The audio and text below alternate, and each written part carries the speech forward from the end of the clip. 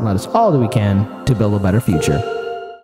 This has to do with talking about misinformation, kind of a theme we're running with today. Not that we want to, it's just everywhere around us. Ironically, from the people who do it the most, that call it out the most, are the ones that are, of course, causing the most of it. I hope that made sense. We have a video from Chuck Todd talking about misinformation. I'm gonna be pausing as we go through this video, but let's just go with it, and I'll break down kind of the point as we go. There's increased talk about disinformation and misinformation. We know what a central role that played in the 2016 elections. There's more in 2020. We're in a midterm year now. Before you know it, it'll be a presidential year. Why is it important to start talking about this now? Yeah, Jonathan, this is one of those freeze frame issues. So some of the biggest tectonic places they change, it's hard to put your finger on them. So misinformation, disinformation was barely talked about before the 2020 election. What's fascinating here is Axios has some exclusive. Okay, now here's the technicality on this.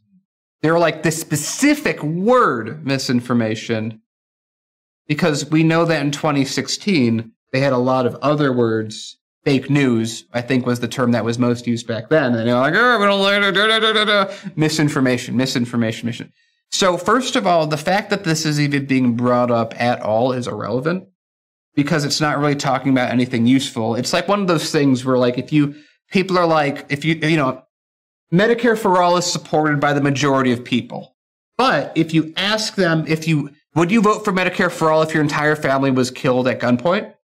Oh my God, Americans don't like Medicare for all. It's amazing. We just did a poll, and that's what it's a version of this. So news is basically going, ever since we started using the term misinformation, there's been a lot of the use of the term misinformation. This is Axios breaks it down. Let's keep going. Data from Signal Labs with a Z, social media analytics firm, and they find that, yes, we knew misinformation, disinformation was a huge topic around the 2020 election. Look at this. It's only gone up, fueled by...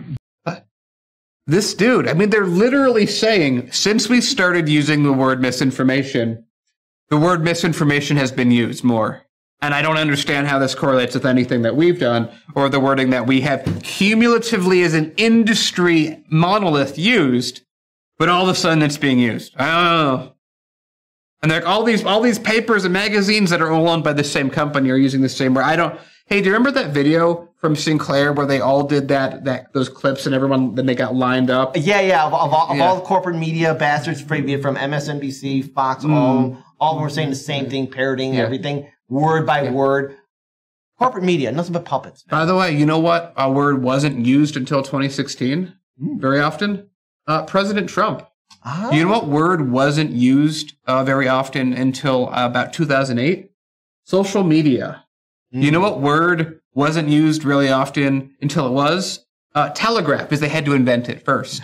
So far, this entire segment is literally going, yes, the floor is made of floor.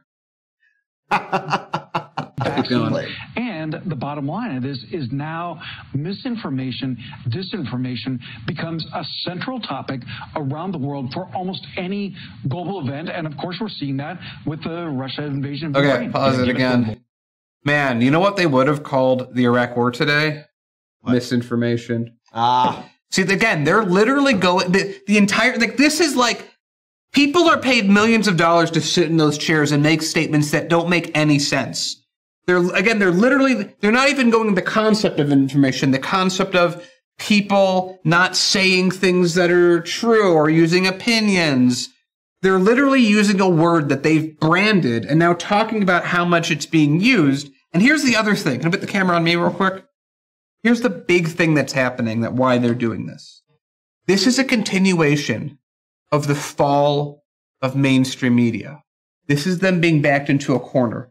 Remember 20 years ago, it was like they didn't really feel like there's an issue. These are the same people that are complaining about this now. These are the same people that went, we don't have to adopt to the internet. What's social media anyway? I won't know about it until Obama got elected in the future. These are the people that are doing that. And then they get to this point where they're like, oh man, we're losing a huge amount of market share to these online yokels who aren't being paid anywhere near as much as I have. And you know, if they're not being paid as much as Chuck Todd, or I don't have a nice of a suit, they're not people you should listen to. Because what it really is, as we know at the end of the day, is their market, they're about making profit. And to make profit, you have to have viewers. And then when Trump happened, they realized they don't even have to go with the pretense of being news. They just have to go with the pretense of tribalism. Mm-hmm. That's what they became. That's all that they are. That's all that's left of them. And the carcass hasn't rotted yet, but it is dead because they're not doing news anymore. There's no time to do news. They don't do segments anymore. Again, the second that me and Kit go out into Chicago one time to do anything investigative, we have a larger investigative news team than the entirety of NBC. Just like that. Just that quick. Just that easy.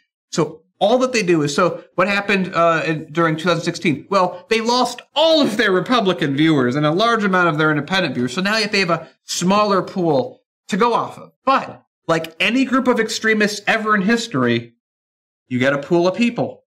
And when you start off 20 years ago and then their heyday, when they had a general group of people, they didn't have to be extreme. They could just say stuff.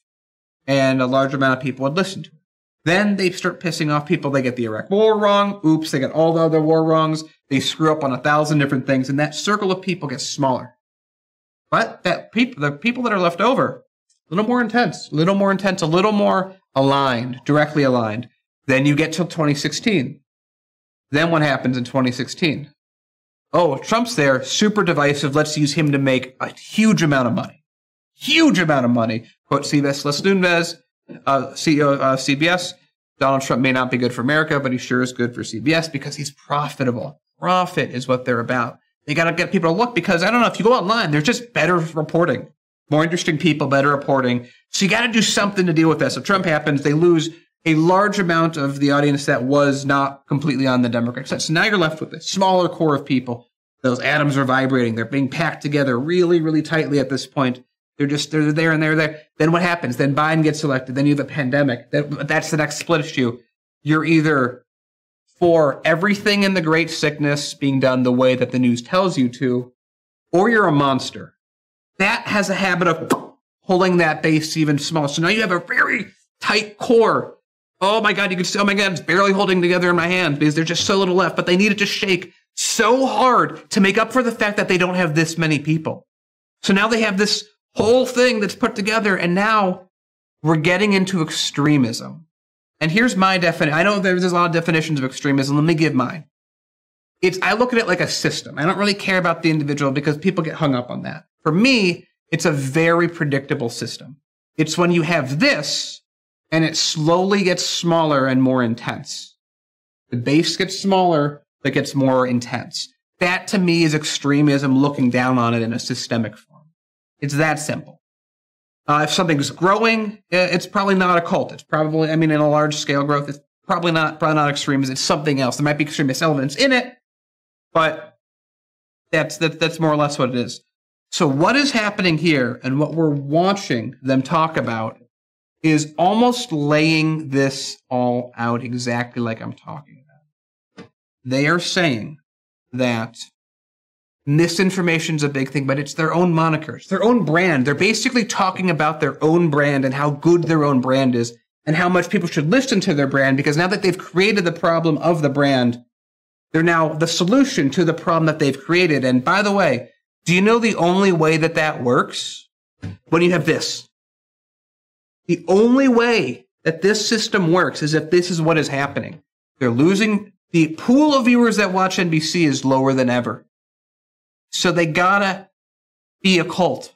They gotta be extremists.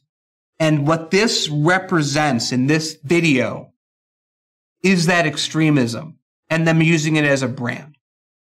That everything that is against what we say is misinformation and should be destroyed. That sounds like something a cult would say. That sounds like something a supreme leader would say. This is what they are. So what's going to happen in the future is this is going to alienate more people. And they're going to get more extreme. Their wording is going to get harder. They're going to come out more viciously, like a cornered animal, which is exactly what they are. Agreed. Play the rest of the video. I think there's a few more seconds. Yeah, we can watch the rest. More on that, like what are we seeing in terms of the war in particular? Yeah, so we've seen there that Russia is using all kinds of new techniques, including, this is a new one, and I can imagine this infecting our politics, Russia using the fact-check formula to put out disinformation. So you can remember, you covered those stories where the parties did fake local news sites. Yeah. I can see fake fact-checks coming our way. And Russians also using some clips from American media. I don't mean to surprise anyone. Fake fact checks have already been here. But we call them fake fact checks, not misinformation fact checks, so no one up there noticed. Now, of course, there's a few more seconds left, so I want to just add in my commentary, too, because let's face it, corporate media has its bias. They have their perspective. And, you know, it was just a few weeks ago where the ghostly Kiev was this heroic hero that turned out to be fake. Remember? That TYT and Vosh and so many others were saying about those 13 Ukrainians said the Russian warship, go F yourself. And then they died, but turns out they're still alive. You see, the thing is, Russia's GDP is smaller than South Korea, probably a lot smaller now. They got sanctions. This whole idea that somehow they're just rolling in the dough and they're just, oh, they're buying everything. Don't worry. We legalized bribery in the United States. Our politicians can be bought by anybody, not just Russia. Anyone can interfere in our elections and can also buy into our media. Remember, Fox News, founded by an Australian, owned by the Saudi family, but they knew how to sell it to the American people with the red, white, and blue.